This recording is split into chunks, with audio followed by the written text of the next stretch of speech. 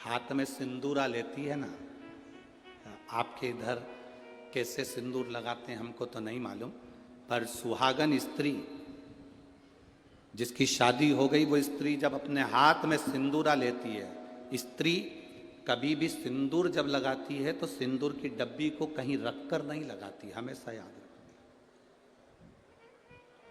जिस नारी सिंदूरे को नीचे रख दिया या सिंदूरे को अलमारी पर रख दिया या सिंदूरे को टेबल पर रख दिया और उसमें से लेके सिंदूर लगा रही है, तो वो नारी, हाँ एक जगह पर सिंदूरा रखा जा सकता है, जब आप सुहागल कर रहे हो, कोई पूजन कर रहे हो, तो आप देवी जी को, गणेश जी को जो सिंदूर चढ़ा रहे हो वो चढ़ा हुआ जमीन पर भी रखा हुआ मांग में धर सकते हो।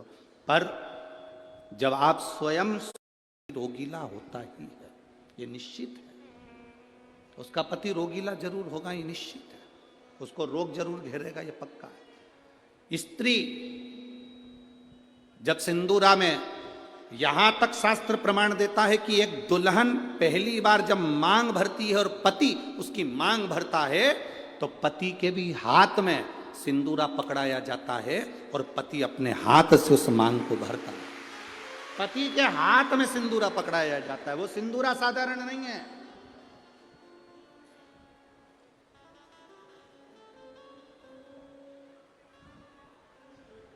आप में से कोई ऐसी आलसन हो सकती हैं, कोई ना कोई ऐसे आलसी हो सकते हैं कि ड्रॉज खोली, उसमें रखा था, उसी में से निकाल के और भर ली और उसी में रख दिया। ऐसी कहीं कहीं की मिस इंडिया हो सकती है, ऐसी कहीं कहीं की। पर मेरा विश्वास कहता है, भिंड जिले की तो नहीं कह सकता कि ऐसी होगी, भिंड जिले की जितनी होंगी हाथ में सिंदूरा लेकर सिर पर मांग भरने वाली ही होगी। सिंदूरा हाथ में लेकर, तो स्त्री को हल्के में ले लो पर उसके सिंदूर को हल्के में नहीं ले सकते, सिंदूर में वो बल होता।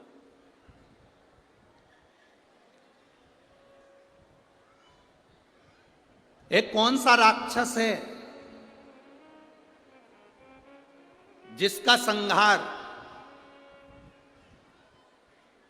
वो कौन सा राक्षस है जिसका संहार एक स्त्री ने मांग के सिंदूर से अपने दूसरे प्रतिबिंब को प्रकट कर कर मारा था? वो कौन सा राक्षस है? ऐसा कौन सा राक्षस जिसको वर था कि वो स्त्री के हाथ से मरेगा और स्त्री अपने मांग के सिंदूर से, उस सिंदूर से अपनी परछाया प्रकट कर लेती है और परछाया से मारती है? वो एक ही राक्षस था, मुल्कासुर। कौन सा राक्षस? मुल्कासुर। उसको माता जानकी जी ने मारा था, लंका में जाकर मारा था, लंका के दरवाजे पर। कौन था मुल्कासुर? कुंभकर्ण की पत्नी का पुत्र, कुंभकर्ण का बेटा। कुंभकर्ण की जो पत्नियां थी उसमें से एक करकटी थी जिसका पुत्र भीम था। उस भीम को शिवजी ने मारा था तो वह भीमा शंकर बन गया था। और कुंभकर्ण का एक बेटा था मुल्कासुर, जो जन्म लेने के बाद मूल में हुआ था तो उसको भिगवा दिया गया था, जिसको सीता जी ने मारा था, माता जानकी जी ने मारा था। मांग के सिंदूर में कितना बल होता है!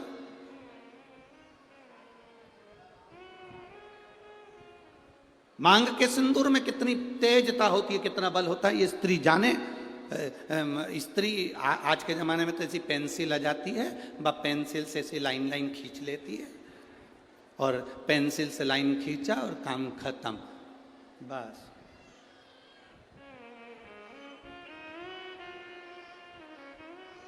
नहीं नहीं भाई,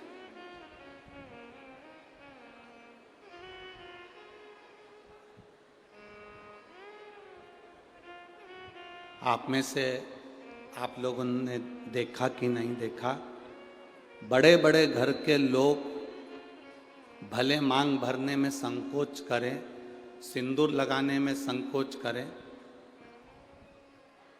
पर तुम्हारे यहाँ पर कोई काम करने वाली आई हो ना, तुम्हारे यहाँ कोई बर्तन मांजने वाली आई हो, वजन ढोने वाली, ईंट रखने वाली, फावड़ा गेती रखने वाली, रेत भरने वाली, वो काम करने वाली स्त्री को देखना, एक पैसे वाले के यहाँ की नारी भले मांग भरने में संकोच कर सकती है, पर एक गरीब स्त्री कभी मांग भरने में संकोच नहीं करती, वो मांग भर कर चलती।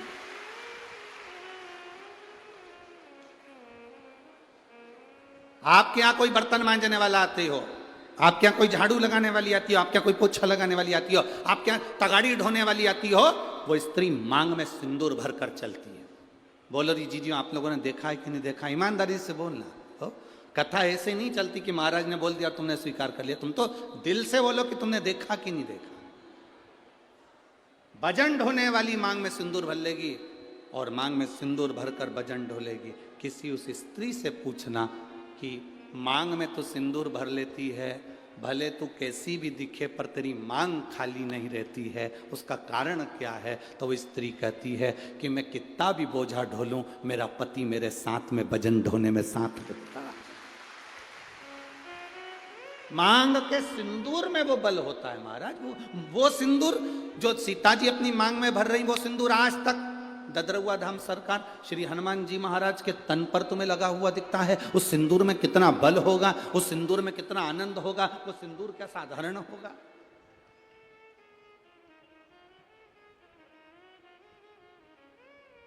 उसको पहचानो, उसको जानो।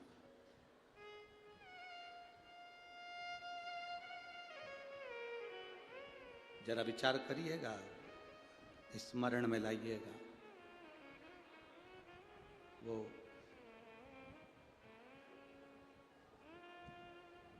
मांग का सिंदूर इतना प्रबल होता है, वो कहे ना, वो मुल्कासुर की वो कथा आती है, आप लोगों ने सुनी तो होगी, हमारे स्मरण में है कि आप लोग सुन के तो रखे होंगे, पर फिर भी आज शिव महापुराण में निकली है तो आप स्मरण करेंगे। कुंभकर्ण का बेटा मुल्कासुर मूल में पैदा हो गया। कुंभकर्ण को मालूम पड़ा मेरा बेटा मूल में पैदा हुआ है। कुंभकर्ण ने दासियों से कहा कर कह दिया इसको जंगल में फेंक दो, ले जाओ इसको और वन में डाल दो, ले जाओ इसको जंगल में फेंको। अब उस बच्चे को ले जाकर जंगल में फेंक दिया। मूल में हुआ था, जंगल में फेंका।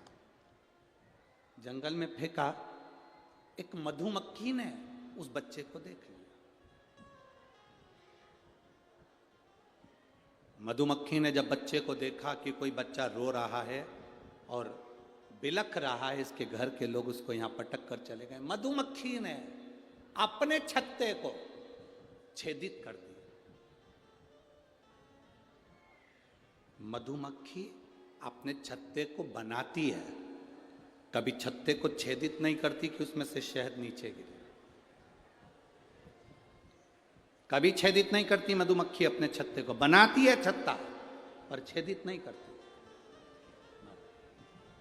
छत्ता बनाएगी पर छेदित ना करेगी, छेदित ना करेगी।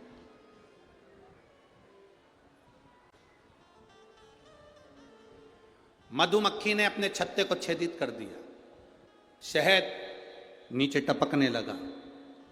वो जो मुल्कासुर था, कुंभकर्ण का जो बेटा था मुल्का, वो नीचे सोया था, रो रहा था। मुंह में शहद उसके जाने लगा। मुल्का धीरे धीरे धीरे धीरे रोना बंद कर दिया। दूसरी मधुमक्खी आ गई, तीसरी मधुमक्खी आ गई।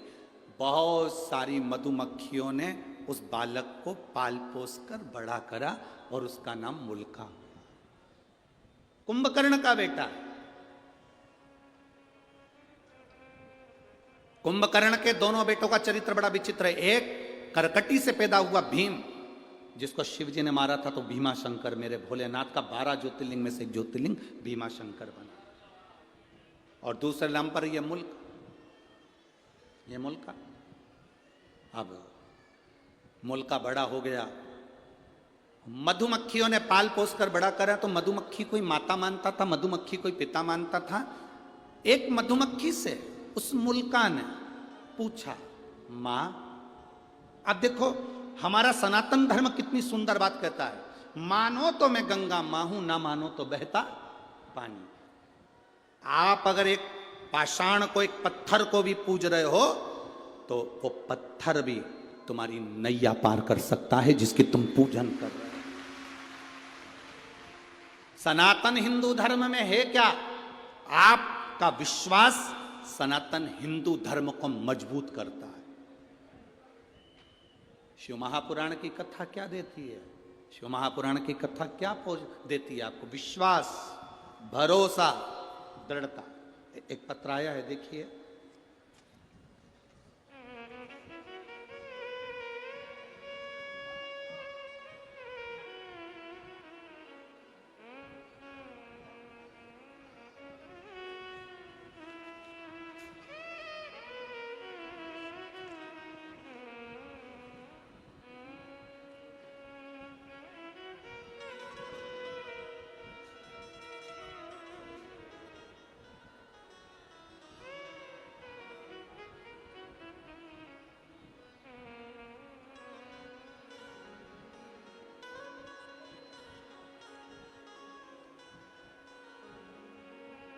भरोसा देखिएगा।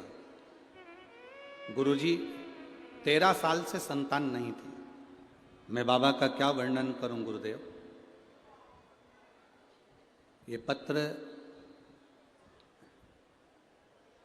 में हरि सरकार मारुति नंदन महाराज मिश्रा जी के हाथ से भेज रही हूं। जिनने पत्र भेजा है वह हाथ आप ही लेके आए महाराज जी, एक बार हाथ हिला दीजिए। ये पत्र मैंने महाराज जी के हाथ से भेजा है। मैं दिल्ली से लाइव देख रही हूँ इस कथा को। ददरवा धाम सरकार के चरणों को नमन करती हूँ। गुरुदेव, ये पत्र में हनुमान हरि सरकार मारुति नंदन महाराज जी मिश्रा जी के माध्यम से भेज रही हूँ। गुरुदेव, 13 साल से मेरे यहाँ बच्चे नहीं थे। मैं बाबा का क्या वर्णन करूं। मेरे पति दिल्ली पुलिस में एसआई के पद पर तैनात हैं। मेरा नाम वीर सिंह यादव है, मेरी पत्नी का नाम मंजू यादव है। मैं जिला भिंड के थाना मो तहसील गोहद ग्राम धमूरी, जो ददरवा धाम से मात्र 2 किलोमीटर की दूरी पर स्थित है, वहाँ का रहने वाला। मेरे यहाँ संतान नहीं थी। मैं बाबा को क्या वर्णन करूं गुरुदेव। सब जगह गए, कोई सुख ना मिला। तब शिवजी पर एक लोटा जल चढ़ाना प्रारंभ करा। तब मेरी पत्नी ने मुझसे कहा, तो मैंने मेरी पत्नी से कहा, क्या शंकर जी पे जल चढ़ाने से औलाद हो जाती है, संतान हो जाती है? अगर ऐसा होता तो पूरा विज्ञान फेल हो जाता, पूरा साइंस फेल हो जाता। फिर भी गुरुजी, मेरी पत्नी मुझे रोज पानी का लोटा हाथ में पकड़ाती, मैं शिव जी को चढ़ाता। डॉक्टरों ने तो 13 साल से जांच करी और हर बार यही कहा कि तुम्हारे यहाँ कभी संतान नहीं होगी। मेरी पत्नी और मैं शिव जी को जल चढ़ाकर वहीं बैठकर पी लेते। आपने कहा था नंदी के पास बैठकर शंकर का दर्शन करा करो और शिव जी से जो कहोगे नंदी सुनेगा और वो देगा। सफेद आंकड़े की जड़ का प्रयोग करा, शिव जी पे चढ़ा हुआ जल पीना प्रारंभ करा। बाबा की कृपा क्या होती है गुरुदेव। 16 अक्टूबर 2023 के दिन सोमवार को मेरे यहाँ पुत्र रत्न की प्राप्ति हुई है। मैं बाबा को धन्यवाद करता हूँ, प्रणाम करता हूँ। बैठिए महाराज, प्रणाम आपको। शिव कृपा इसी को कहते हैं। केवल एक सनातन हिंदू धर्म ऐसा है, भारत की भूमि पर सनातन धर्म ऐसा है जो पत्थर में भी प्राण देता है। सनातन हिंदू धर्म केवल ऐसा है जो विश्वास को पक्का करता है, भरोसे को दृढ़ करता है और परमात्मा का दर्शन करता है। आप में से कई माताएं ऐसी बैठी हैं जिन्होंने पशुपति व्रत करा होगा और बाबा ने दिया होगा, एक लोटा जल चढ़ाया होगा, बाबा ने दिया होगा। ददरवा धाम आए होगे तो हनुमान जी ने दिया होगा। संसार में जन्म लिया है तो हमने उस परमात्मा की भक्ति करी और उससे हमें मिला, विश्वास के बल पर।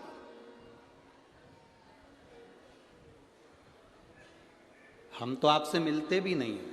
आप सरकार से पूछ लेना, या पुजारी जी हों, पवन भैया हों, या इस ददरवा धाम के जितने सेवादार हों उनसे पूछना, सियोर वाला महाराज अपना कमरा छोड़कर बाहर तक नहीं निकलता।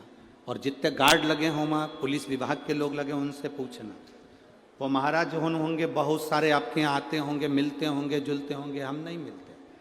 हमारा एक ही काम है, हमारे पास में जो छोटा सा शिवलिंग है, ठाकुर जी हैं, उनका पूजन करना, जितना बन सके अपने को बाबा ने जो समय दिया उस समय में पाठ करना और भगवान की माला जपना। जितनी जप सकते हो उतनी जपो। ये संसार से मिलेंगे तो आप 100, 500, 200 रुपये देकर जाओगे, पर मेरे भोलेनाथ को जपूंगा तो वो मेरी जिंदगी में मेरा हाथ पकड़कर ऊपर पहुंच जाएगा। केवल यही कथा नहीं, आपने पूरे जितनी बार कथा सुनी होगी, हमने एक बात कहा, हम मिलते नहीं है। बोला था कि नहीं बोला था? हम कहीं नहीं मिलते। पीछे के 1-2 दिन होते हैं जिसमें कहीं कोई मिलने वाला होता है तो मिलते, ना मिलते, कमरे से निकलते ही नहीं। और हमारे कमरे में हमारे चाहे गार्ड हो, चाहे आशीष भैया हो, चाहे हमारे ब्राह्मण हो, हमारे कमरे में नहीं आते। भजन करा, स्मरण करा, जाप करा, अनुष्ठान करा, भक्ति करी, केवल कथा में आए, यहाँ से चले, इसके सिवाय कुछ नहीं। क्यों मिले आपसे? आप मिलो, श्री हनुमान जी महाराज ददरउआ धाम में बैठे हैं उनसे आप मिलो, मेरे भोलेनाथ जी मंदिर में बैठे हैं उनसे आप मिलो, भगवान की अविरल भक्ति से। हमसे क्यों मिलना? किस लिए?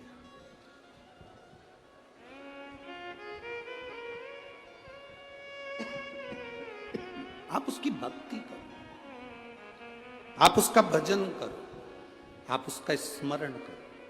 जितना जितना भजन का बल बढ़ेगा, जितना जितना भजन का बल बढ़ेगा, आपको कहीं जाने की जरूरत नहीं पड़ेगी। भोलेनाथ ढूंढता ढूंढता टार्च जलाकर तुम्हारे पास पहुंचेगा कि तू भजन कर रहा है। आपको नहीं जाना है कहीं पर, वो आएगा, शिव स्वयं।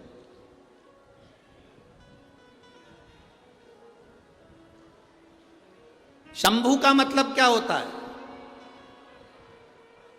अपन कहते हैं भोले शंभू। शंभू का मतलब क्या? स्वयं भू। किसी देवता को शंभू नहीं कहा गया, केवल एक देवाधिदेव महादेव जिनको शंभू कहा गया, क्योंकि वो स्वयं भू है, स्वयं प्रगट है, ना कभी जन्म हुआ, ना कभी मरता है। वो दुनिया के साथ में आज भी है, कल भी रहेगा।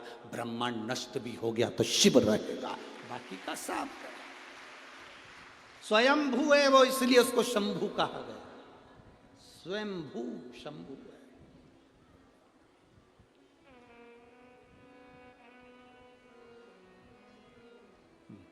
मुल्का को मधुमक्खी ने छेद कर कर, अब आपका विश्वास क्या कर रहा है? क्या एक मधुमक्खी मां बन सकती है? वो भी एक इंसान के बच्चे की, मनुष्य के मानव के बच्चे की? मधुमक्खी से मुल्का ने पूछा, मां, मधुमक्खी से पूछ रहा है, मां मैं किसका भजन करूं? और मधुमक्खियों इकट्ठी हो गई, इकट्ठी होकर झुंड बनाकर दौड़ी। दौड़ते दौड़ते मधुमक्खी एक वृक्ष पर चढ़ गई। वो वृक्ष था बट का वृक्ष। जिस बट के वृक्ष को मुल्का ने देखा तो बट वृक्ष को याद किया मुल्का ने। ये बट वृक्ष ब्रह्मा जी के कटे हुए शीश से प्रकट हुआ है, इसलिए मेरी माँ कह रही है कि इस ब्रह्मा का तू तप कर। मुल्का ने ब्रह्मा जी का तप करना प्रारंभ करा। इतना घोर तप मुल्का ने करा, बट वृक्ष के नीचे बैठ जो तप करना प्रारंभ करा तो ब्रह्मा जी प्रकट हो गए, ब्रह्मदेव सामने। और ब्रह्मा जी प्रकट होकर बोले, बोल मुल्का तुझे क्या चाहिए? मुल्का ने कहा, मैं मरूं ना, मुझे अमर कर दो, मेरे प्राण ना छूटे, मुझे अमर करा जा। भगवान ने कहा, ये तो कभी नहीं हो सकता मुल्का कि तू अमर होगा। अगर मैं अमर नहीं हो सकता तो फिर क्या मांगू? इतने में मुल्का ने कह दिया, बस अगर मैं अमर नहीं हो सकता, मेरे को मरना ही पड़ेगा, तो मुझे वर दो कि मुझे स्त्री मारे। और मुल्का ने कहा, कोई नारी में इतना बल नहीं होता जो मुझे मार दे, मैं कुंभकर्ण का बेटा हूं, कुंभकर्ण की जैसा हूं, अगर मारे तो मुझे स्त्री मारे। ब्रह्मा जी ने तथास्तु कह दिया। मुल्का चले गया। उसने तुरंत वहां से गया और मधुमक्खी से पूछा, मां मैं किसका पुत्र हूं। मधुमक्खी ले जाकर उसे लंका की ओर दिखा देती है मार्ग। मुल्का को मालूम पड़ा कि मैं कुंभकर्ण का बेटा हूं और मेरे पिता को राम ने मारा था, पर मेरे पिता का साथ विभीषण ने दिया था। मेरा चाचा, मेरे परिवार का व्यक्ति जिसने मेरे पिता को मारने में साथ दिया, मेरे ताऊ को मारने में साथ दिया, मैं विभीषण को नहीं छोड़ूंगा। और मुल्का लंका में प्रवेश करने लगा। लंका का गेट बंद करा गया, दरवाजा बंद करा गया। विभीषण को मालूम पड़ा कि मुल्का मेरे ऊपर आक्रमण कर रहा है, कुंभकर्ण का बेटा मेरे ऊपर आक्रमण कर रहा है। विभीषण रातों रात भागकर अयोध्या में आ गए। विभीषण रातों रात भागकर अयोध्या में आए। अयोध्या नरेश, भगवान राम ने पूछा क्या बात है विभीषण, इतनी रात्रि को तुम यहां कहां पहुंच गए, कैसे आना हुआ। प्रभु बहुत जल्दी में आया हूं, कुंभकर्ण का बेटा मुझे मारना चाहता है, लंका में प्रवेश करना चाहता है और कह रहा था पहले विभीषण को मारूंगा क्योंकि उसने मेरे पिता को मरवाने में साथ दिया, फिर राम लक्ष्मण को मारूंगा, हनुमान को मारूंगा। राम जी को क्रोध आया और राम जी ने लक्ष्मण, हनुमान, भरत, शत्रुघ्न की सेना सैनिकों के साथ भेज दी लंका के लिए। सेना लंका की ओर चली। बीच मार्ग में मुल्कासुर ने सेना को रोक लिया। युद्ध प्रारंभ हुआ। ऐसा भयंकर युद्ध लक्ष्मण जी के साथ में, भरत जी के साथ में, शत्रुघ्न जी के साथ में और हनुमान जी के साथ जब हुआ, मुल्का आखिरी में जीत गया। हार गए। हारते से ही तब तुरंत सूचना पहुंचाई विभीषण ने भगवान राम के पास में कि ये मुल्का तो मर नहीं रहा, क्या करा जाए। हनुमान है ना वहां पर, नहीं मर रहा, क्यों नहीं मर रहा, समझ नहीं आ रहा। राम जी ने सेना तैयार करी और लंका की ओर चल दिए। बीच मार्ग में फिर मुल्का और राम जी का युद्ध प्रारंभ हुआ, पर मुल्का मरने को तैयार नहीं। मुल्का मरने को तैयार, मुल्का मर ही नहीं। जब मुल्का नहीं मरा, मरने को नहीं आजी, हनुमान जी को लगा मेरे प्रभु इस मुल्कासुर से युद्ध लड़ रहे हैं। रावण को तुरंत पछाड़ दिया, कुंभकर्ण को तुरंत पछाड़ दिया, मेघनाथ, अक्षय सब मारे गए, बड़े से बड़े असुर मारे गए। आज मेरे प्रभु के सामने ये मुल्कासुर है, कुंभकर्ण का बेटा, और मरता नहीं है। राम जी ने तुरंत वहां से छलांग लगाई और अपनी माता अंजना के पास पहुंच गए। मां अंजना ने पूछा मेरा वीर बजरंगी आया है, मेरा हनुमान आया है। बेटे को गले से लगाकर पूछा बजरंगी क्या बात है हनुमान। हनुमान कहते हैं मां पवनसुत, क्या बात। हनुमान जी कहते हैं मां मुल्कासुर के साथ में मेरे प्रभु का युद्ध हो रहा है पर मरता नहीं है। माता अंजना ने कहा रुक, बैठ मेरे साथ। माता अंजना ने पार्थिव शिवलिंग का निर्माण करा, शिव जी की स्तुति करी, शंकर भगवान से पूछा बाबा पधारो, भगवान राम युद्ध लड़ रहे हैं पर मुल्कासुर मरता नहीं है, आप आओ। उसी समय देवाधिदेव महादेव प्रकट होकर बोले क्यों चिंता करती हो अंजना, हनुमान से कहो राम जी की आज्ञा लें, सीता जी को अयोध्या से बुलाया जाए और मुल्कासुर के साथ युद्ध कराया जाए। सीता को बुलाएं और युद्ध कराएं। पर माता जानकी तो कभी क्रोध करती ही नहीं है। माता सीता को तो कभी जिंदगी में क्रोध आता ही नहीं है। मां जानकी तो कभी क्रोध करती ही नहीं, क्योंकि राजा जनक की पुत्री है। राजा जनक को शब्द पर शब्द लोगों ने कहा पर राजा जनक जी को कभी क्रोध नहीं आया। जनक की पुत्री जानकी कैसे क्रोध कर सकती है, वो जानकी तो कभी क्रोध कर ही नहीं सकती, माता सीता तो कभी क्रोध कर ही नहीं सकती। भोलेनाथ जी ने कहा आप राम जी से आज्ञा ले। हनुमान जी महाराज तुरंत राम जी के पास गए। महाराज इस मुल्कासुर को ब्रह्मा जी का वर है, ये स्त्री के हाथ से मरेगा, आप जब तक सीता को नहीं लाएंगे सीता ही इसको मार सकती है। राम जी ने आज्ञा करी हनुमान जाओ अयोध्या, सीता को लेकर आओ, माता सीता को लेकर आओ। जानकी जी मांग में सिंदूर भर रही थी, माता जानकी श्रृंगार कर रही थी। जिस समय हनुमान जी पहुंच गए, हनुमान जी ने पूछा मां ये मांग में सिंदूर क्यों। इससे पति की आयु बढ़ती है, पति अच्छा रहता है। हनुमान जी ने कहा मां मैं भी सिंदूर। राम जी ने कहा जानकी ये सामने जो मुल्कासुर खड़ा है इसको तुझे मारना है। सीता जी कहती है मुझे तो क्रोध आता ही नहीं, मैं कैसे मार सकती हूं, कैसे मार सकती हूं। सीता जी को क्रोध नहीं आ रहा था, मैं कैसे मारूं। राम जी ने सोचा करूं तो करूं। मेरे राघव जी ने शिव जी का स्मरण करा, बाबा हे रामेश्वरम, हे शंकर अवघड़दानी आप पधारो।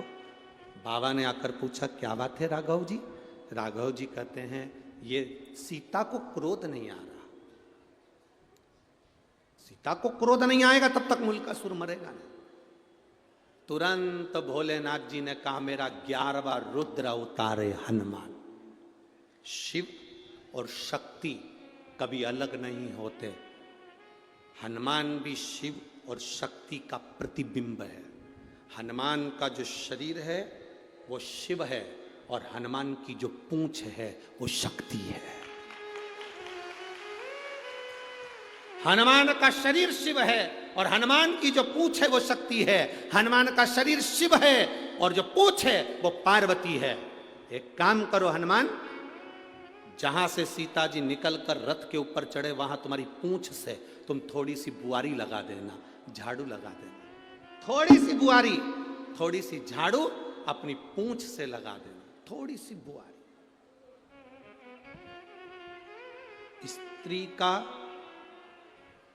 स्त्री का पल्लू, थोड़ा ध्यान देना, बहुत अच्छी विषय है।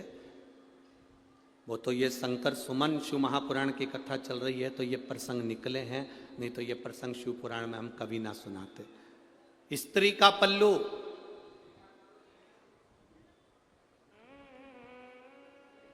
एक माता का पल्लू, नारी की चोटी, नारी के केश और हनुमान जी की पूंछ, ये तीनों में पार्वती की शक्ति समाई होती है। एक इसलिए हमारे भारत का इतिहास रहा है, हमारे सनातन धर्म का इतिहास रहा है।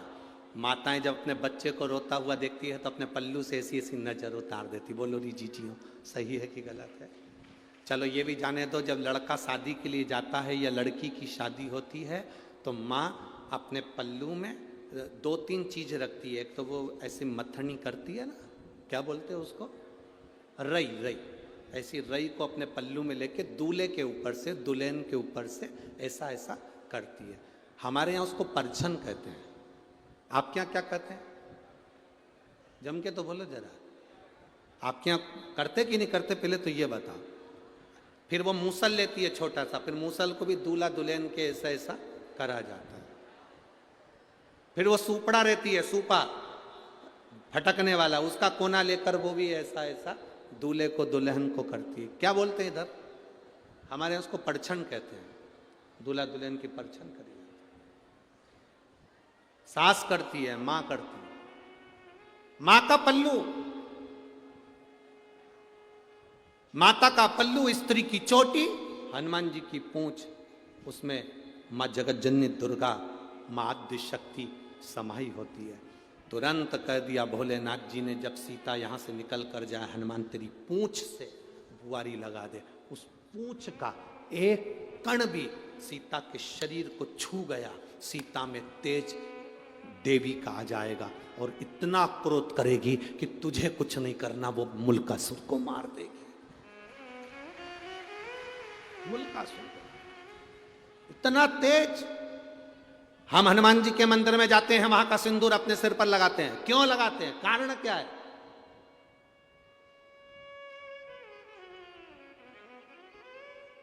हम हनुमान जी के मंदिर में जाकर उनका सिंदूर लेकर अपने सिर पर लगा रहे हैं। हनुमान जी के सिर पे से सिंदूर नहीं लेते हैं। लेते हैं? अरे बोलो तो जम के। हनुमान जी के कान के पास से सिंदूर नहीं लेते हैं। हनुमान जी की छाती पर से सिंदूर नहीं लेते। हनुमान जी के हाथ के पास से सिंदूर नहीं लेते। हनुमान जी के चरणों से सिंदूर लेते हैं, क्योंकि पूंछ नीचे रहती है। उसका चरण मात्र में भी अगर कोई अंश आया होगा तो हमारा कल्याण हो गया होगा।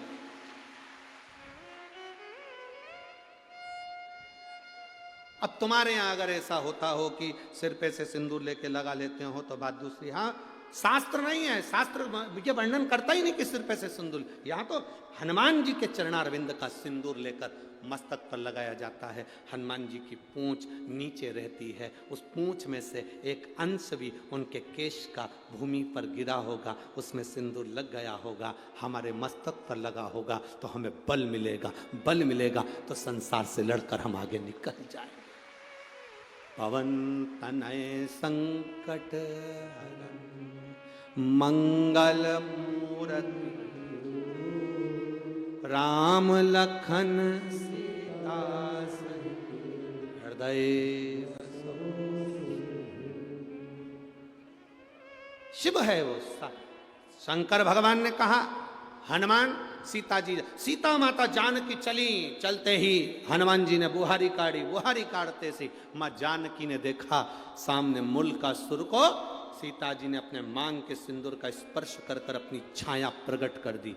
जानकी नहीं, सीता की छाया प्रकट हो गई और सीता माता की छाया ने ऐसा विकराल रूप धारण करा कि मुल्कासुर को 5 बाण में त्रस्त कर कर उसको पछाड़ दिया। अंत में मुल्कासुर मर गया, मुल्कासुर मर गया।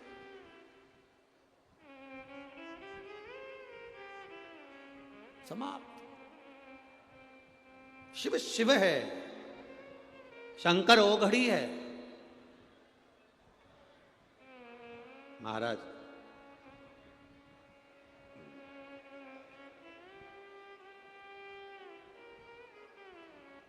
लोग कहते हैं भगवान शंकर का नाम किस टाइम लेना चाहिए, भगवान शंकर का भजन किस टाइम करना चाहिए। हम कहते हैं शिव के भजन का कोई टाइम नहीं है, शंकर का भजन 8 याम करना चाहिए। 8 याम।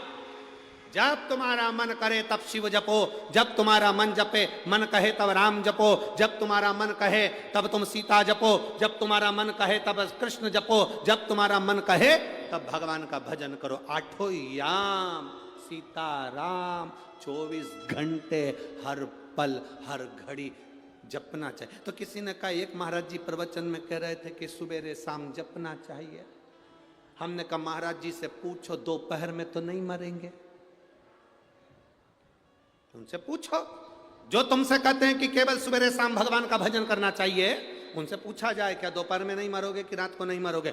जब तुम्हारी श्वास चल रही है, 21,600 श्वास इस शरीर में से जो निकल रही है, 3.5 करोड़ रोम छिद्र इस शरीर के जो आनंद दे रहे हैं, हर घड़ी हर पल हर क्षण जपो। शास्त्र तो कहता है 24 घंटे भगवान का भजन करो। 24 घंटे नहीं कर सकते तो कम से कम 12 घंटे तो भगवान का भजन करो। 12 घंटे नहीं कर सकते तो 6 घंटे तो करो।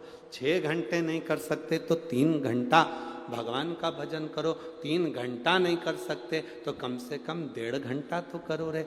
1.5 घंटा नहीं कर सकते तो आधा घंटा करो। आधा घंटा भी अगर भगवान का नाम नहीं ले सकते तो 15 मिनट लो। 15 मिनट भगवान का नाम भजन नहीं कर सकते तो 5 मिनट करो। 5 मिनट नहीं कर सकते तो 1 मिनट करो। और 1 मिनट भी अगर भगवान का भजन नहीं कर सकते तो चुल्लू भर पानी में डूब मरो। 24 घंटे में से 1 मिनट भी तुम परमात्मा के लिए नहीं निकाले, तुम्हारा जीवन बेकार है। काय का जीवन? ददरौआ धाम के नजदीक में रह रहे हो, 8-10 किलोमीटर 40-50 किलोमीटर दूरी के रह रहे हो, और उसके बाद भी सोच रहे हो कथा में जाऊंगा, कथा में जाऊंगा, कथा में जाऊंगा। बाबा ने कितनी कृपा करी, ये सोचो। गुरु महाराज को धन्यवाद देना कि कितनी बड़ी कृपा भोलेनाथ ने करी, जो यहाँ कथा का आयोजन शिव ने करवा दिया। जरा विचार करिए, सोचिए। शिव बिना कुछ। ओघड़ी है शंकर, ओगरदानी है शंकर, त्रिकालदर्शी है शिव, करुणा सागर है शिव।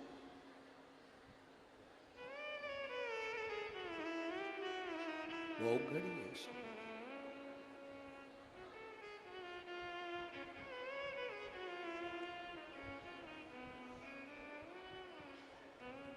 महाराज अरे कैलाश पर्वत पे, ओ कैलाश पर्वत पे चढ़ गयो रे, आज मेरा भोला सज गयो रे, आज मेरा भोला सज गयो रे। कैलाश पर्वत पे चढ़ गयो रे, कैलाश कैलाश पर्वत पे चढ़ गयो रे, कैलाश पर्वत पे चढ़ गयो रे, आज मेरा भोला सज गयो रे, आज मेरा भोला सज गयो रे, ओ आज मेरा भोला सज गयो रे, आज मेरा भोला सज गयो रे। ओ कैलाश पर्वत पे चढ़ गयो रे, कैलाश पर्वत पे चढ़ गयो रे। जितने लोग रोड पर बैठे हैं उनको भी मनाही नहीं है हो भगवान के भजन में नाचने की। यहाँ तो हनुमान जी महाराज ददरुआ धाम में तो सखी के भाव से रहते हैं। हनुमान जी, आज महाराज जी कह रहे थे कल कि स्वयं हनुमान जी भी कथा के अंदर नाचते हैं, तो आप और हम तो क्या लगते हैं महाराज, बड़े भाव से। कैलाश पर्वत पे चढ़ गयो रे, कैलाश पर्वत पे चढ़ गयो रे, ओ आज मेरा भोला सज गयो रे, आज मेरा भोला सज गयो रे, ओ आज मेरा भोला सज गयो रे, आज मेरा भोला सज गयो रे। शंभो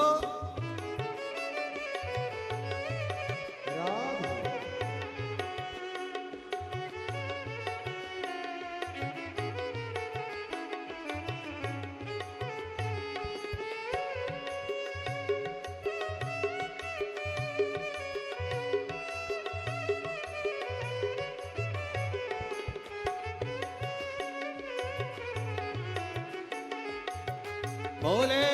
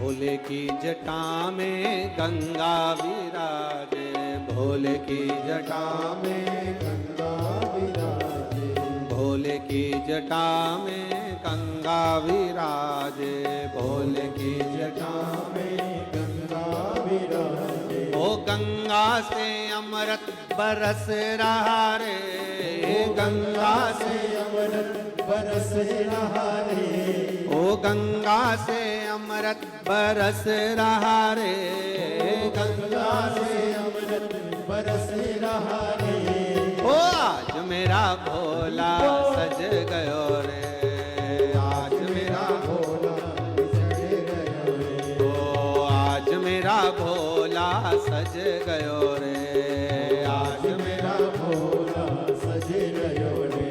ओ कैलाश पर्वत पे चढ़ गयो रे, कैलाश पर्वत पे चढ़ गयो रे। ओ कैलाश पर्वत पे चढ़ गयो रे, कैलाश पर्वत पे चढ़ गयो रे। ओ आज मेरा भोला सज गयो रे, आज मेरा भोला सज गयो रे।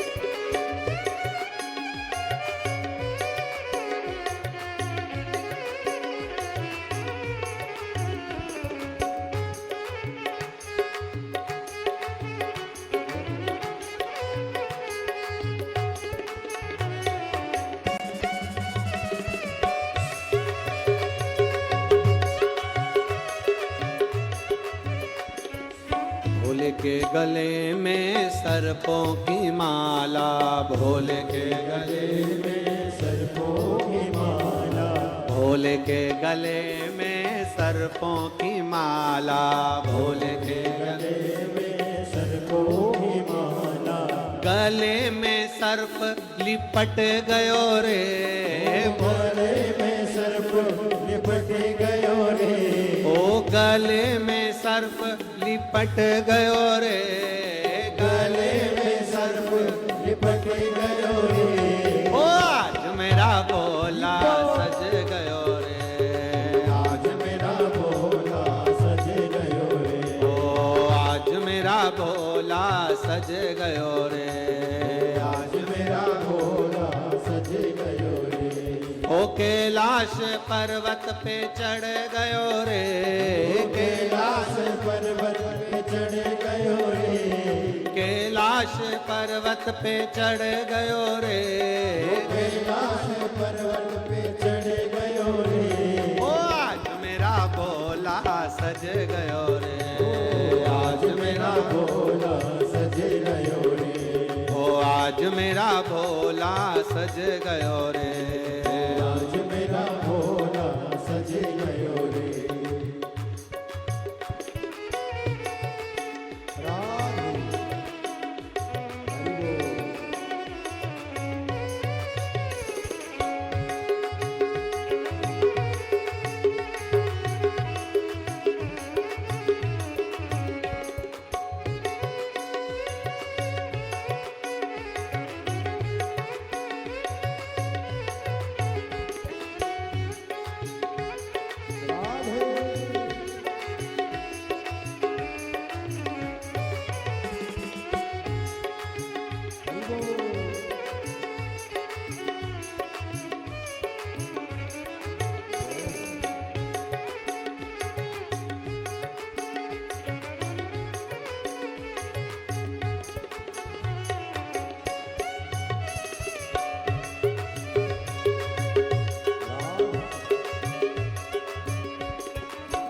भोले के हाथों में डमरू विराजे, भोले के हाथों में डमरू विराजे, भोले के हाथों में डमरू विराजे, भोले के हाथों में डमरू विराजे, भोले के हाथों में डमरू विराजे, भोले के हाथों में डमरू विराजे, ओ हाथों में डमरू बाज रहा रे, ओ हाथों में डमरू बाज रहा रे, ओ हाथों में डमरू बाज रहा रे, ओ हाथों में डमरू बाज रहा रे, ओ आज मेरा भोला सज गयो रे, आज मेरा भोला सज गयो रे, ओ आज मेरा भोला सज गयो रे, आज मेरा भोला सज गयो रे,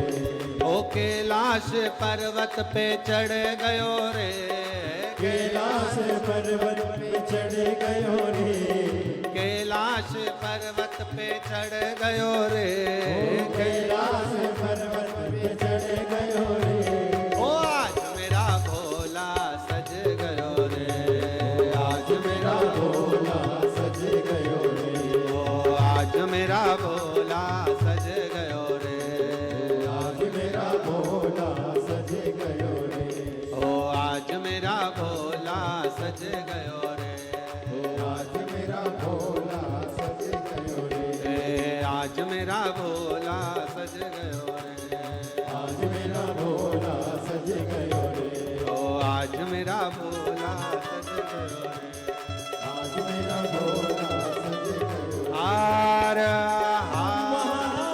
महादेव हर अपने स्थान पर बैठकर भगवान देवाधिदेव महादेव से अपने दिल की बात कही है। बहुत दूर दूर से आए हो आप लोग, इतने मन से बाबा से प्रार्थना करना कि बाबा आपके हृदय की बात को स्वीकार करें। जहां जगह मिले वहां बैठ जाओ, रोड पे जगह मिले रोड पर बैठ जाओ, साइड में जगह मिले साइड में बैठ जाओ, दुकान में जगह मिले दुकान में बैठ जाओ, ग्राउंड में जगह मिले ग्राउंड में बैठ जाओ, जहां बैठे हो पेड़ों के नीचे बैठे हो वहां बैठ जाओ, बैठकर प्रार्थना करनी, बैठकर। देखो, पोहे को बनाकर ऐसे ही नहीं रख दिया जाता है। पोहे की कढ़ाई को गर्म पानी पर रखा जाता है, गर्म पानी के भगोने पर रखा जाता है, जिससे पोहा गर्म रहे। पोहा गर्म रहे उसके लिए उसको गर्म पानी के भगोने पर, पात्र पर उसे रखते हैं, गर्म।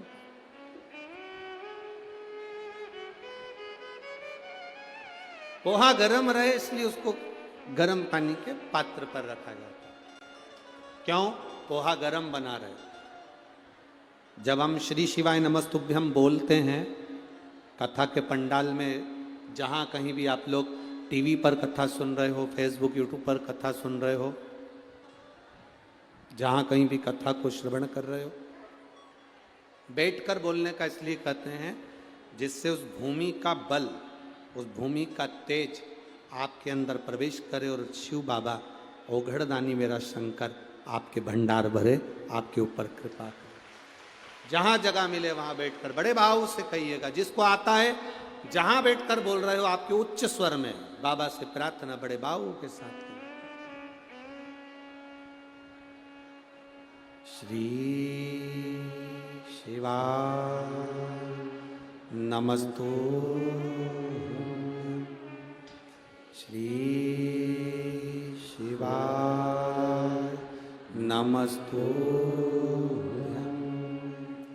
श्री शिवाय नमस्तु, श्री शिवाय नमस्तु, श्री शिवाय नमस्तु। भोला सब दुख काटो, ओ भोला सब दुख शिव शंकर जपूं तेरी माला, भोले बाबा जपूं तेरी माला, भोला सब दुख काटू, ओ भोला सब दुख काटू। वेश है मंगलकारी, वेश है मंगलकारी, शमशान वासिया, शमशान वासिया,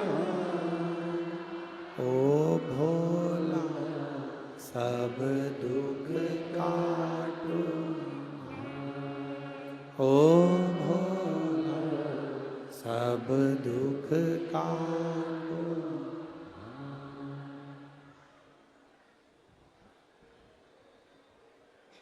बाबा से अपने मन की बात भाव के साथ दिल से सुनता है शिव, धारण करता है शिव। शिव कथा कर रही है, शिव महापुराण वर्णन कर रही है, शंकर भगवान का चरित्र कर रहा है। लंकनी स्वयं ब्रह्मा जी के दरवाजे पर खड़ी वो सुंदर स्त्री, ब्रह्मलोक के दरवाजे पर खड़ी वो सुंदर स्त्री, अति सुंदर, अति सुंदर, और इतनी सुंदर है वो स्त्री, इतनी सुंदर है जो ब्रह्मा जी के प्रथम दरवाजे की द्वारपालनी है, द्वारपाल है।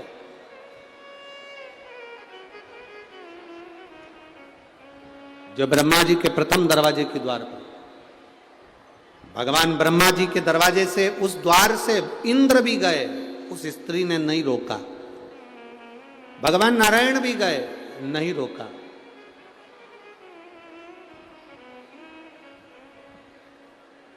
पर देवादिदेव महादेव जब निकल कर गए, उस स्त्री ने रोक दिया। हे बाबा, अरे बाबा,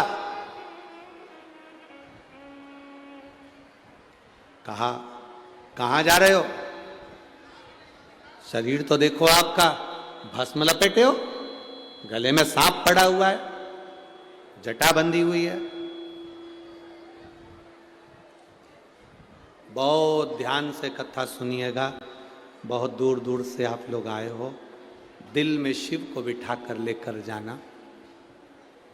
शंकर को दुनिया के लोगों ने हल्का ही लिया, बहुत हल्के में शंकर जी को लोग लेते हैं।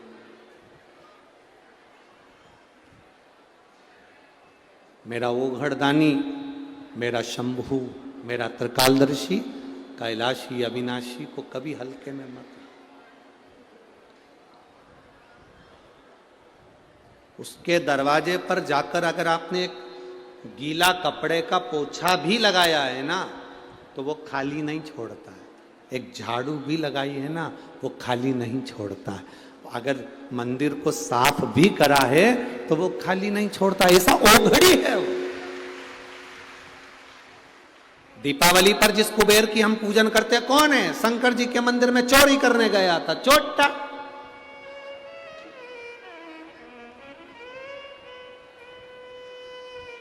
वो तो चोरी करने गया था, चोरी का सामान देख रहा था कि मंदिर में से क्या चुराऊं। अंधेरा था, दिया जल रहा था टिमटिमाता हुआ। अपने तन का कपड़ा उतारा, वहीं पर कपड़े में आग लगाई, चोरी का सामान देख रहा था, क्या क्या चीज चुराना है शंकर जी के मंदिर में। भोलेनाथ प्रकट हो गए। शिव जी ने प्रकट होकर कहा, मांग तुझे क्या चाहिए? चोट्टा बोला, मैं तो चोर हूं। शंकर जी बोले, भले तू चोट्टा है, पर मेरे मंदिर में आज तूने शिवरात्रि के दिन प्रकाश कर दिया, उजाला कर दिया। मैं भी तेरी जिंदगी में उजाला करना चाहता हूं। मांग मांग, तुझे चाहिए। अब भोलेनाथ जी ने उसको कुबेर की सिंहासन दे दिया, चोर को कुबेर बना दिया, चोर को कुबेर। गया चोर ऊपर कुबेर के सिंहासन पर, कुबेर बैठा था, उससे कहा उतरो नीचे, ये कुर्सी हमारी है। उतरो नीचे, ये कुर्सी हमारी है, उतर जाओ जल्दी से नीचे, यहां पर उतरो। कुबेर ने कहा भाई देख, हम कैसे उतर जाएं, भला जरा बता, ये कुर्सी तो हमारी है। नहीं, भोलेनाथ जी ने ये कुर्सी मेरे को दी है, शंकर जी ने कुर्सी मुझे दी है, भोले बाबा ने ये कुर्सी मुझे दी है, तुम उतरो। कुबेर नीचे उतरा, रोता रोता कुबेर इंद्र के पास गए। इंद्र ने कहा इस मामले में हम कुछ नहीं बोल सकते, इस मामले में हम कुछ नहीं बोल सकते। रोता रोता कुबेर भगवान विष्णु के पास गए। भगवान विष्णु ने कहा क्या हुआ? भगवान विष्णु बोले इस मामले में हम कुछ नहीं कह सकते। रोता रोता कुबेर ब्रह्मा जी के पास गए। ब्रह्मा जी उनको लेकर भगवान विष्णु के पास चले गए। भगवान नारायण से कहा प्रभु ये बात तो बहुत गलत है, जब कुबेर को कुर्सी मैंने दी थी तो फिर ये शंकर जी ने इसको कुर्सी कैसे दे दी, वो चोर को कुर्सी कैसे दे दी? भगवान विष्णु बोले देखो ब्रह्मा जी, शंकर जी के मामले में हम नहीं बोल सकते, ध्यान देना, ब्रह्मा जी तुम्हारे भाग्य को लिख सकते हैं, विधाता तुम्हारे भाग्य को लिख सकता है, भगवान तुम्हारे भाग्य को लिख सकता है, पर केवल एक देव अधिदेव महादेव ऐसे हैं जो तुम्हारे भाग्य के लिखे को मिटाकर अच्छा लिख सकते हैं। अकाल मृत्यु वो मरे जो काम करे चंडाल का, और काल उसका क्या बिगाड़े जो भक्त हो मां। जो शिव का उपासक उसको क्या चिंता?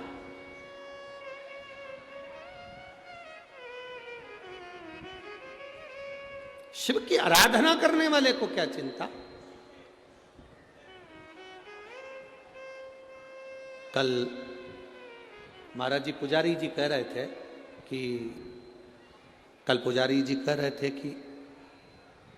रात्रि को लाखों की संख्या में भक्त ये ददरौआ धाम में आ चुके थे। रात्रि को लाखों की संख्या में भक्त ददरौआ धाम आ चुके थे। सबने अपना अपना जगह संभाल ली थी और सब तो बता रहे थे पुजारी जी की गुरु जी मंदिर में भी इतने भक्त आए हैं और यहाँ पर भी इतने भक्त आए हैं, पर हमारे जीवन की पहली ऐसी कथा है कि भक्त जब कथा सुनता है तो उसके मुंह से आवाज नहीं आती, दर्शन करता है तो लाइन से दर्शन करता है, आराम से दर्शन कर रहा है और बड़े आराम से लोग कथा कर रहे हैं। शिव की उपासना करने वाला, ये शंकर की, राम की, कृष्ण की जिसके अंदर भक्ति होती है वो मौन रहकर अलमस्त होकर कथा का लाभ लेता, अलमस्त होकर, उसको कोई मतलब नहीं, कोई। आग लगे बस्ती में, बोलो बोलो जम के बोलो, अपन रहो। शंकर भगवान कितनी मस्ती में रहते, जहर पी लिया, कंठ में विष भरा है तो भी आराम से रह रहे हैं। आप में से कहीं का भी एक आध बार मच्छर काट खाए तो 25 बार जरा विचार करो। पर शिव शिव है, जहर कंठ में भरा है, गले में सर्प धरा है, सिर पे गंगा चंद्र धरा है और मेरा शंभु अड़भंगा बैठा भक्ति में डूबा हुआ है। निंदा ना करें, अपशब्द ना बोलें, शिव को पहचानो।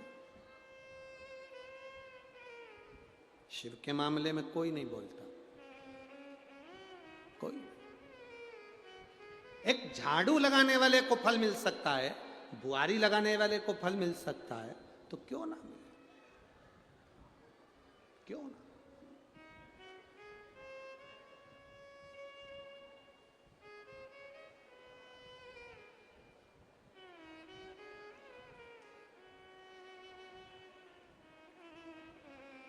एक महिला ने एक पत्र लिखा है।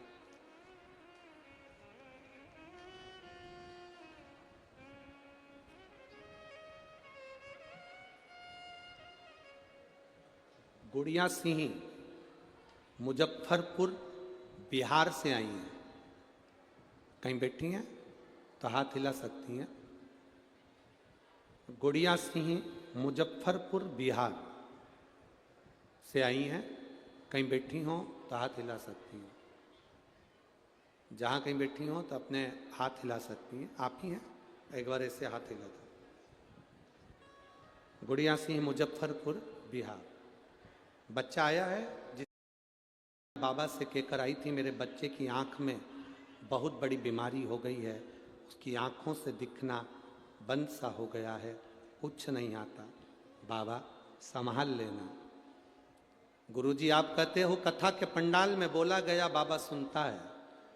मैं भोपाल की कथा में कही थी अगर मेरे बच्चा ठीक हो जाएगा तो मैं जहां भी कथा नजदीक में होगी वहां जाकर बाबा को प्रणाम करूंगी। गुरुदेव बच्चा ठीक है बाबू, आंखों से दिखना प्रारंभ हुआ, उसको लिया एक बार लाओ। इसकी आंख में बहुत बड़ी बीमारी हो गई थी जिसका नाम भी मैं लेना नहीं चाहती। शायद भगवान से प्रार्थना करूंगी कि ऐसी बीमारी किसी के मत देना। आंखें चली गई, दिखना बंद सा हो गया, शरीर बेकार हो गया, बड़े से बड़े डॉक्टर का इलाज करवा लिया पर ठीक नहीं। भोपाल की कथा में आई थी, बाबा को प्रार्थना करी थी। शहद वाला प्रयोग जो आपने बताया था, गुरुजी पीपल के पत्ते का दोना बनाकर शहद भरकर शिव को चढ़ाकर नैनों में लगाने का, मेरे बच्चे की आंख वापिस आ गई और जो बड़ी बीमारी हुई थी वो मिट गई है। मैं बाबा को यहां प्रणाम करने के लिए। औघड़ी है शंभू, औघड़।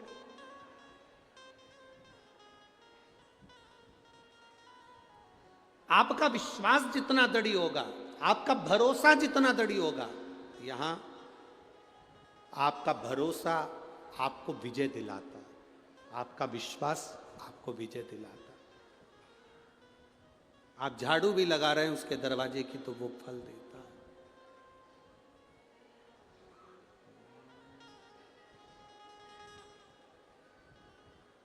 वो कहे जब से तेरा गुलाम हो गया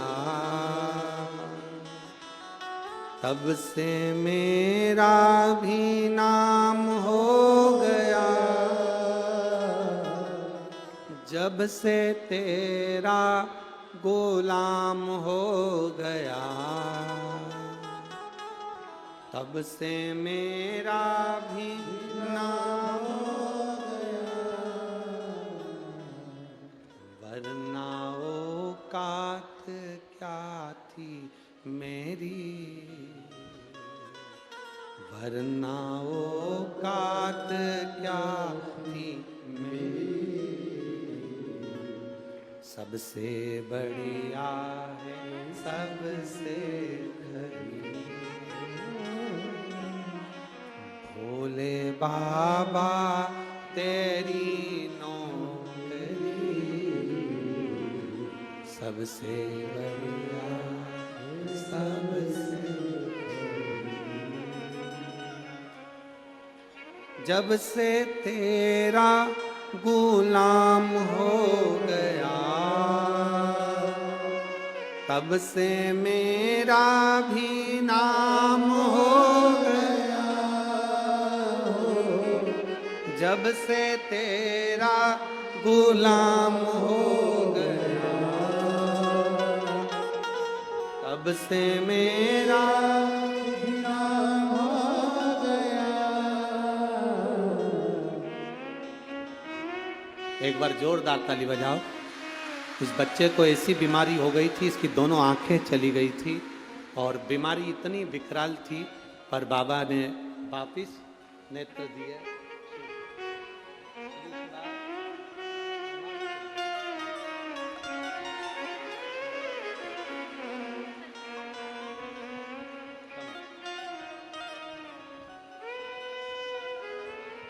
वरना औकात क्या थी मेरी,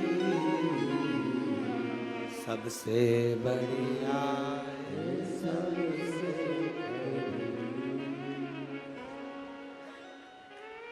ये उसकी कृपा, उसकी उदारता। शिव निंदा ना करे, शंकर की निंदा भी ना सुने। भक्ति जितनी बढ़ा सकते उतनी बढ़ा, जितनी बढ़ा सकते।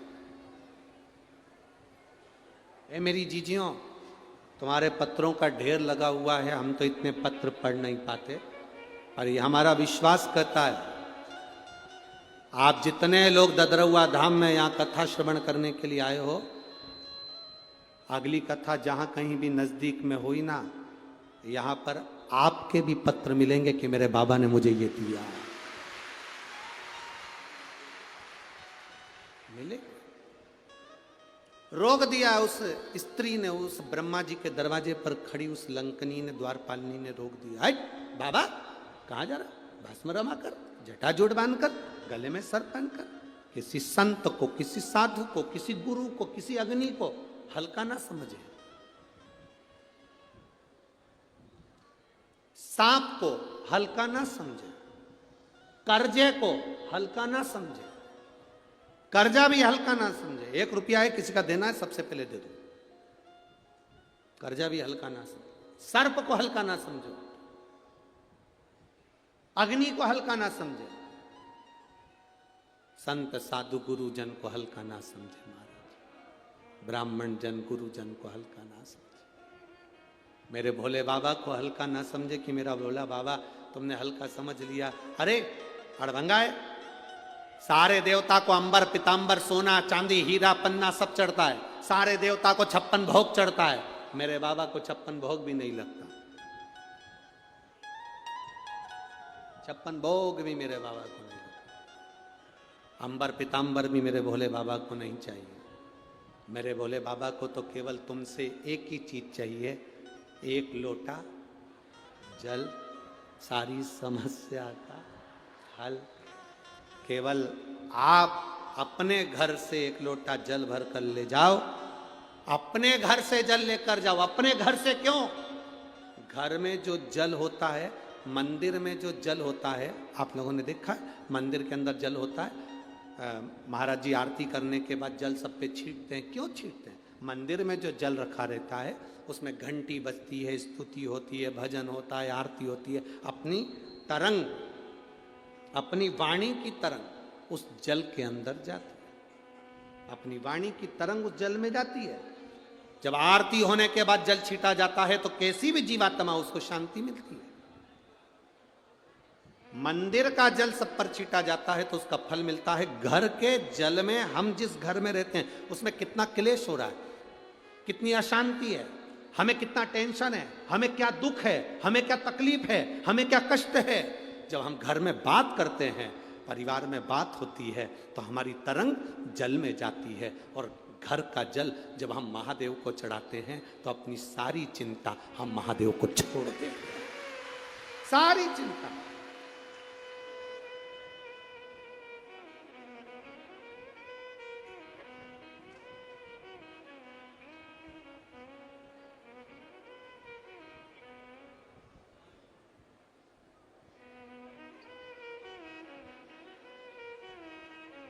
हमारी पूरी चिंता हमने महादेव को सौंप दी, हमने अपने जीवन की पूरी टेंशन उनको दे दी। वो आप लोग आरती में भजन में गाते हो ना, अब सौंप दिया सब भार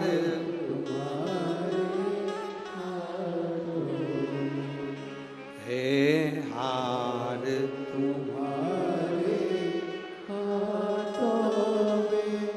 और जी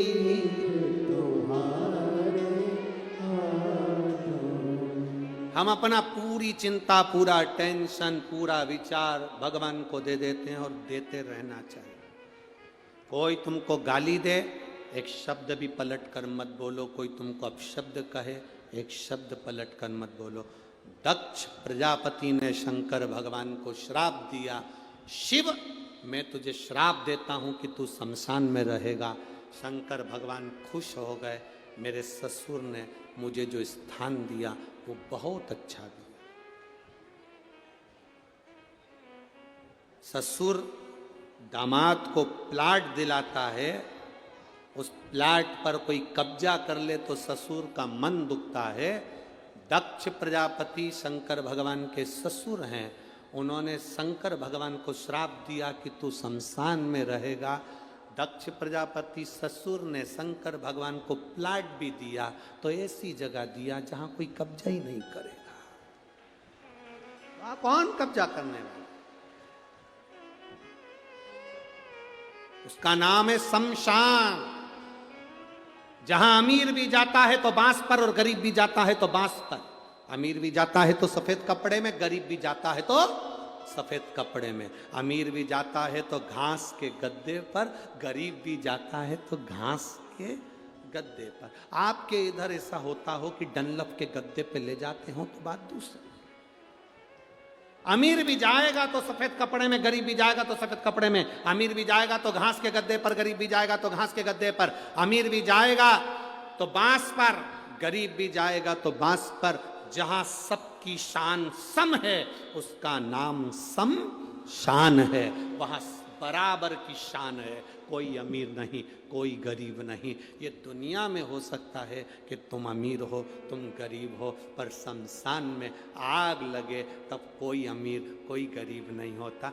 जिसने ज़्यादा बादाम खाई हो उसकी भी राख एक जैसी होती है, जिसने नी खाई उसकी भी एक जैसी है। हो सकता है बादाम खाने वाले की राख थोड़ी क्वालिटी बान हो, तो भर के रख, पर एक जैसा सम है। जब शंकर भगवान की दृष्टि में सम है तो फिर दुनिया क्यों भेद करती है? दुनिया ने भेद करा। ब्रह्मा जी के दरवाजे पर खड़ी हुई उस स्त्री ने, उस लंकनी उसने, उस द्वारपालिनी ने भेद कर दी। ब्रह्मा जी के सामने खड़ी हुई उस प्रथम दरवाजे की उस स्त्री ने भेद करा।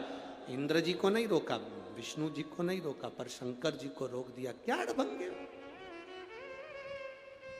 क्या अड़भंग।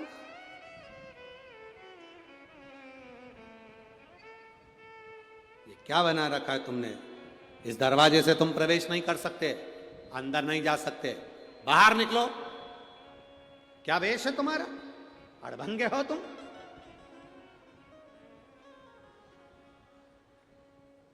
शिव तो मौन थे, शंकर कभी जवाब नहीं देता। शंकर का जो भक्त होता है ना, शिव की उपासना करने वाला होता है ना, वो कभी जवाब नहीं देता। आप उसको गाली दे दो, अपशब्द कह दो, ताना दे दो, वो कभी जवाब नहीं देगा, क्योंकि उसको भरोसा है। जवाब, छोटा सा बच्चा, मम्मी पापा हाथ पकड़ कर जा रहे हैं, बच्चे को कोई थप्पड़ मार दे, बच्चे को कोई अपशब्द कह दे, तो बच्चा मारेगा वापिस जवाब में कि माता पिता मारेंगे? बोलो बोलो, जम के बोलो जरा। बच्चा तो मारेगा नहीं, माता पिता चिल्लाएंगे, ए मेरी औलाद को कैसे हाथ लगा लिया, मेरे बेटे को कैसे छीन लिया, मेरे बेटे को कैसे गाली दे दी। माता पिता ने उठाया, दो थप्पड़ दिया। याद रखना, शंकर का उपासक, शंकर की आराधना करने वाला, शिव की उपासना करने वाले का जवाब शिव भक्त कभी नहीं देता। उसका जवाब उसका शंभु देता है, उसका शिव देता है। वो कभी जवाब नहीं देगा, जवाब वो दे।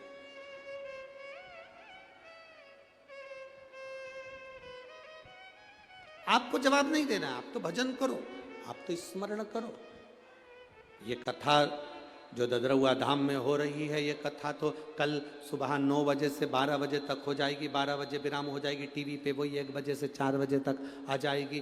कथा 5 दिन की थी, कल पूरी हो जाएगी। फिर कथा जलगांव में प्रारंभ हो जाएगी 5 तारीख से 11 तारीख तक, 7 दिन की, 2 बजे से 5 बजे तक।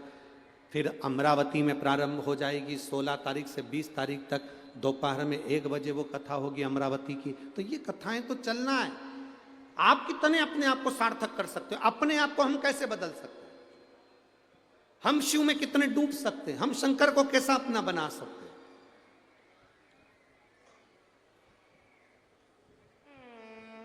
जमीन अच्छी होगी, फसल अच्छी होगी, जमीन बेकार होगी तो फसल बेकार होगी। आपकी भक्ति अच्छी होगी तो भगवान फल भी अच्छा देता है। भक्ति गड़बड़ हुई तो फल नहीं देगा। भक्ति तो ठीक हो, आपका भजन का बल बढ़ाओ। राम राम रटते रहो जब तक घट में प्राण, तबहु तो दीन दयाल के भनक पड़ेगी। जपते रहो, पुकारते रहो, वो पुकारोगे वो सुनेगा। लोग कहते हैं शिव पुराण कितनी बार सुनना चाहिए, हम कहते हैं रोज सुनना चाहिए। और आप में से कई माताएं ऐसी भी होंगी जो रोज टीवी पर सुनती होंगी। कितनी है जरा हाथ उठाओ।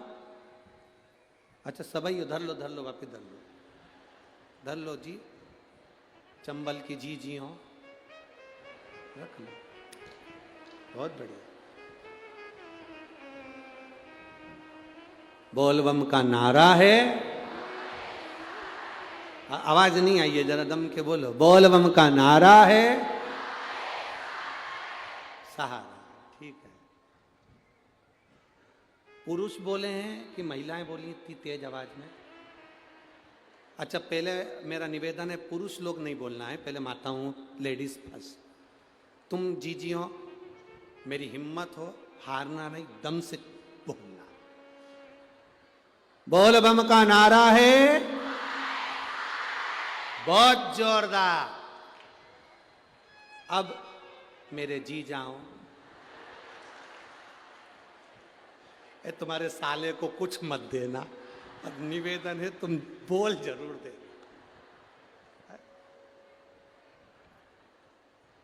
कटा मत देना रे, अजी दमदारी से बोलियो। बोल बम का नारा है। तुम्हारे पास माइक था, तुम जीजा नहीं हो। अच्छा तुम मतलब स्त्री हो कि पुरुष हो, तो फिर आवाज में बोलना चाहिए ना। तुम लोगों को माइक दिया इतना तेज तो आवाज इनकी और बोल्ड हो जाती। चल जाने दो, अच्छा अपन सब मिलके बोल रहे हैं, बराबर बराबर है, आवाज बिल्कुल जोरदार है, ऐसा नहीं। फिर भी हमारी जीजी की है सरकार, जीजा पानी भरे। फिर भी दमदारी तो जीजी है, बहुत जोरदार बोली हो। बोल सीताराम सरकार की, गदरौआ धाम श्री हनुमान जी महाराज की। जोरदार, इसको कहे आनंद है। शिव कथा कह रही है, हमें निंदा नहीं सुनना है, हमें निंदा से दूर रहना, परे, बहुत परे। कह दिया, शिव जी को रोक दिया। शंकर ने जवाब नहीं दिया, शिव जी वहां से चले। शंकर जी तो चले गए, पर सभा में आज भोलेनाथ जी नहीं दिख रहे। सभा में आज भोलेनाथ जी नहीं दिख रहे। ब्रह्मा जी ने तुरंत गरुण देव को बुलाकर कहा, गरुण जरा जाकर पता करो कि भगवान शिव इस सभा में क्यों नहीं आए, बाबा देवादिदेव महादेव सभा में क्यों ना पहुंचे, जाओ जरा पता करो।